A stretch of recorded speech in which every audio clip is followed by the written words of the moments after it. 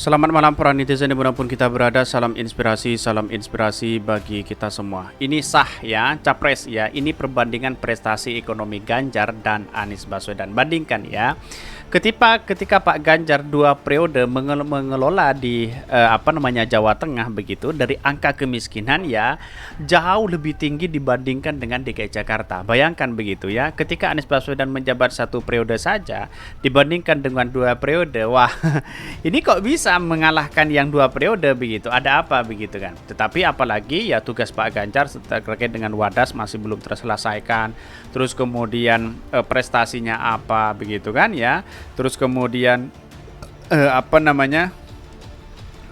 banjir dan sebagainya begitu kan ya, ini gagal total begitu. Jadi walaupun sudah dideklarasikan, sebenarnya publik sudah tahu ya kegagalan Pak Ganjar selama ini begitu, banyak ya menjadi spekulasi begitu ya. Tetapi mari kita baca terlebih dahulu komentar-komentar netizen seperti ini. Ini komentar-komentar netizen ya, sah capres ini perbandingan prestasi ekonomi Ganjar versus Anies Baswedan. Ini banyak sekali pro dan kontra begitu ya. Ini jangan suka membanding-bandingkan ini. Anies itu ya berlian, Ganjar banyak celahnya ya. Tapi untuk menang gak butuh jadi berlian atau sehebat apa. Tapi butuh jadi tokoh yang disukai. Anies disukai, Ganjar lebih disukai. Satunya yang gak disukai. Ini banyak sekali pro dan kontra begitu ya. Masyarakat di bawah tidak terlalu peduli seberapa hebat prestasi capres. Yang diharapkan dari beberapa masyarakat itu ya serangan fajarnya. Dulu aja ada capres rajin ngutang, banyak janji tapi bisa menang. Ajaib bukan? Ya bisa saja seperti itu begitu. Serangan fajar, wah ini kalau pantesan triliunan bisa menghabiskan uang segitu katanya begitu ya. Tetapi inilah demokrasi kita begitu. Jadi kalau semuanya diukur dengan uang ya akan kacau begitu. Saya masih teringat apa yang disampaikan oleh Cak Non begitu ya. Sehebat apapun ya orangnya, punya prestasi apapun orangnya ya, mau mencalon presiden tetapi ya tidak dikendalikan dengan para oligarki, dia tidak akan menang. Sudah ditentukan siapa capresnya di situ begitu. Bahkan ya wanita emas mengatakan ya seperti itu begitu ya. Ya yang disodorkan itu adalah Pak Ganjar begitu ya. Wong sing milih Ganjar nggak penting prestasi, pokoknya Ganjar. Mau setelah ya terpilih makin kacau yang nggak ngaruh bagi mereka. Sing waras tetap milih Anies Baswedan. Betul sekali begitu ya. Ingat, di samping ketokohan sang calon, KPU sangat mempengaruhi hasil pilpres. Iya bisa jadi seperti itu begitu. Jadi apa sih sebenarnya yang mau diandalkan dalam urgensi demokrasi kita kalau bukan kejujuran begitu kan ya. Nilai-nilai demokrasi kita sudah dicederai dengan berbagai hal. Apalagi KPU dan Bawaslu, wah sudah kena ini semua begitu ya. Berpihak kepada siapa sudah ada sebenarnya ya. Tetapi muncul spekulasi seperti ini ya karena memang saya melihat bahwa perkembangannya hari ini ketika Anies Baswedan turun ke jalan begitu ya. Akhirnya Bawaslu sangat mengawasi betul begitu kan ya, bahkan dibilang tidak etis oleh ketua Bawaslu-nya begitu, apalagi KPU kacanya tersandung dengan kode etik begitu ya, bahkan bagi-bagi amplop yang berlogo PDIP saja santai-santai aja di situ begitu. Bahkan ini capres yang didukung oligarki akan memperjuangkan oligarki. Bisa saja ekonomi tumbuh tapi yang semakin kaya oligarki itu. Kekayaan alam mungkin sudah coupling ya, di order rakyat bangsa tetap ya jadi kelas pekerja ya jadi konsumen. Ya, bisa saja seperti itu begitu ya. Ini pesanku cuma satu, kalau Anies kalah jangan menuduh yang menang curang. Ya, kita buktikan aja nanti siapa yang menang ya, siapa yang kalah begitu. Kalau memang Anies Baswedan kalah ya kita harus terima karena inilah bagian dari demokrasi kita. Tapi kita lihat bahwa apa yang selama ini dilakukan oleh para pemimpin-pemimpin untuk memperjuangkan bangsa kita dengan kemakmuran dan kesejahteraan yang ada begitu ya. Petugas partai jilid 2 ya, siap perbandingan track recordnya dapat dijadikan landasan ya. Banyak sekali waspada petugas partai PAD 2. Ini banyak sekali pro dan kontra, tetapi mari kita baca terlebih dahulu beritanya seperti ini. Ini beritanya ini agak menarik begitu kan ya, banyak pro dan kontra di sini ya. Sah capres ini perbandingan prestasi ekonomi Ganjar versus Anies Baswedan ya. Dikutip dari CNBC Indonesia ya, ini CNBC Indonesia. Jelang pemilihan umum pemilu di 2024 yang tinggal sekitar 10 bulan lagi, partai politik atau parpol besar sudah menyiapkan ya atau mengusung calon presiden Indonesia pada periode selanjutnya. Adapun calon presiden Indonesia yang sudah terlihat hilalnya yakni mantan Gubernur DKI Jakarta Anies Baswedan dan Gubernur Jawa Tengah yaitu Ganjar Pranowo. Bahkan Anies resmi dicalonkan oleh Partai Nasional Demokrat sebagai bakal calon presiden ya dalam pemilihan presiden dan wakil presiden di 2024-2029 pada Oktober tahun lalu. Sedangkan Ganjar resmi dicalonkan oleh Partai PDIP Perjuangan ya PDIP pagi hari ini.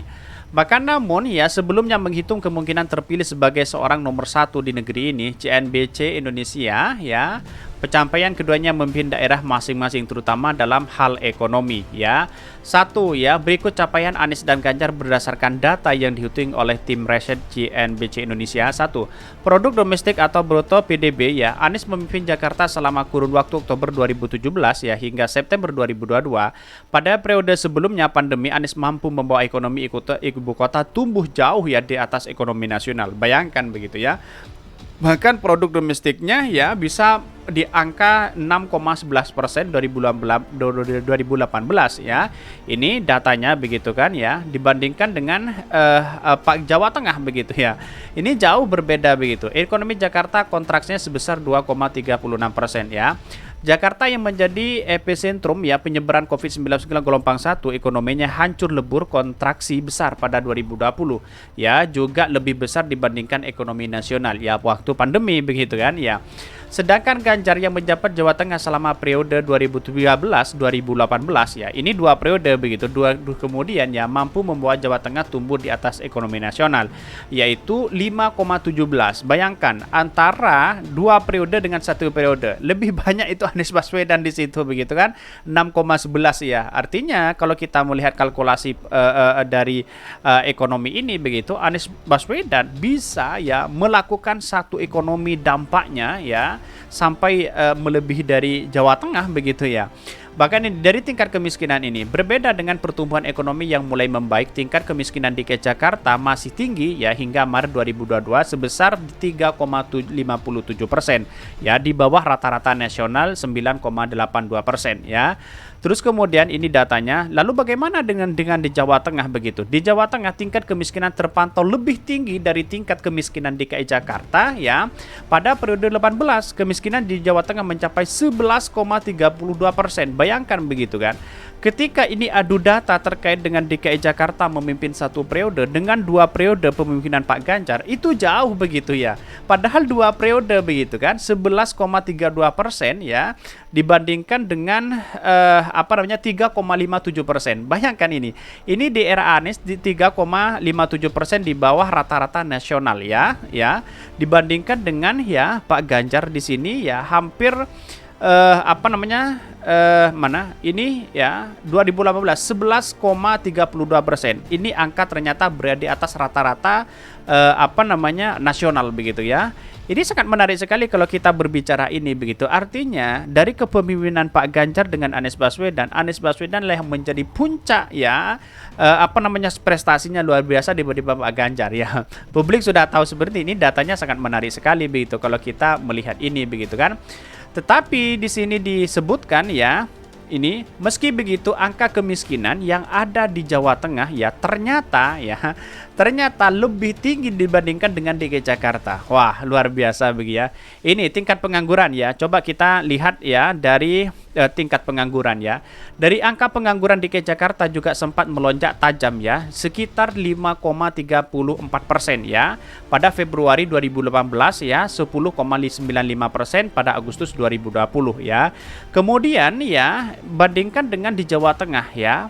Di Jawa Tengah tempat pengangguran sempat melonjak dari sebelumnya sebesar 4,2% ya 2020 ya, bahkan menjadi 6,48%. Nah, artinya kalau kita melihat dari statistik ini itu lebih sedikit daripada di DKI begitu ya.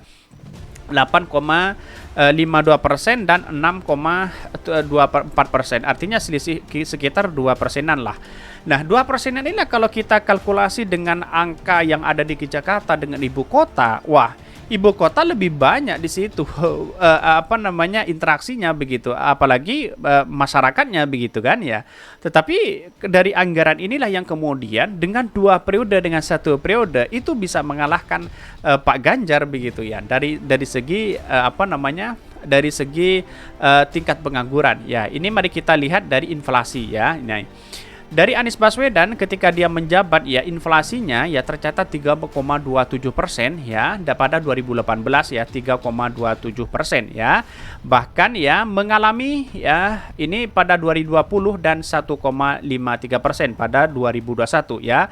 Perlu dicatat bahwa jika inflasi 2020-2022 turun karena dampak penurunan daya beli akibat pandemi COVID-19 itu sudah tahu sebenarnya begitu ya. Bahkan ya dibandingkan dengan sementara di Jawa Tengah pada masa pemerintah Pak Ganjar, inflasi juga mengalami penurunan inflasi tercatat 2,82% 2018 ya. Bahkan 2020 kalau kita bandingkan dengan ini 1,7%, sedangkan di DKI itu 1,57%. Artinya masih selisih sekitaran beberapa persen begitu dibandingkan Jawa Tengah. Di Jawa Tengah padahal kalau kita melihat kalkulasi kepemimpinan Pak Ganjar dengan Anies Baswedan jauh begitu. Pak Ganjar dua periode, Anies Baswedan 1 periode. Bagaimana kalau seumpama Anies Baswedan menjabat 2 periode, Pak Ganjar 2 periode? Wah, ini semakin tidak terkejar begitu. DKI Jakarta pantas sebagai ibu kota itu dianggap sebagai infrastruktur yang sangat luar biasa, ada perubahan untuk Anies Baswedan begitu ya.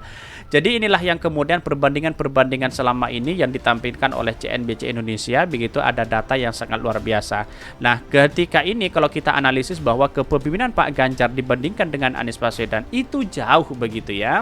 Artinya 2 periode kepemimpinan Pak Ganjar dengan 1 periode kepemimpinan Anies Baswedan, lebih unggul Anies Baswedan 1 periode daripada 2 periode begitu. Lantas pertanyaannya sekarang, lah kemana Pak Ganjar selama ini 2 periode begitu kan?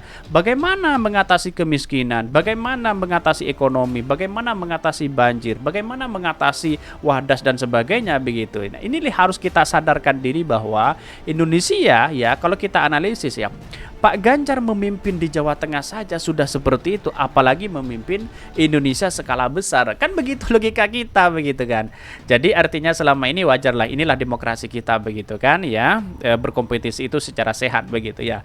Oke, mungkin itu yang kami sampaikan. Tonton terus channel dari Podcast Rakyat ini karena ada berita-berita menarik dan viral setiap harinya. Salam para netizen, salam inspirasi bagi kita semua. Jangan lupa di-subscribe channel YouTube dari Podcast Rakyat ini.